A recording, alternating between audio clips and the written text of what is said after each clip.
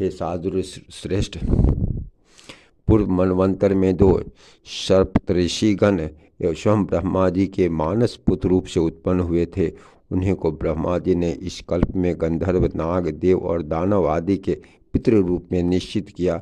पुत्रों के नष्ट हो जाने पर दीति ने कश्यप जी को प्रसन्न किया। उनकी सम्यक आराधना से संतुष्ट हो तपस्वियों ने श्रेष्ठ कश्यप जी ने उसे वर देकर प्रसन्न किया। उस समय उसने इंद्र के वध करने में समर्थ एक अति तेजस्वी पुत्र का वर मांगा। मुनि श्रेष्ठ कश्यप जी ने अपनी भार्या अदिति को यह वर दिया और उस अति उग्र वर को देते हुए वे उससे बोले, यदि तुम भगवान के ध्यान में तत्पर रहकर अपना गर्भ शौच और संयम पूर्वक 100 वर्षों तक धारण कर सकोगी तो तुम्हारा पुत्र इंद्र को मारने वाला होगा।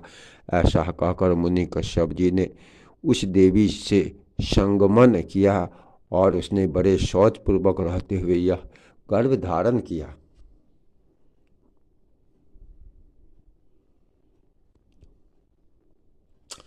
उस गर्भ को अपने वध का कारण जान देवराज इंद्र भी विनय पूर्वक उसकी सेवा करने के लिए आ गए। उसके शौचादि में कभी कोई अंतर पड़े यही देखने की इच्छा से इंद्र वहाँ हर समय उपस्थित रहते थे।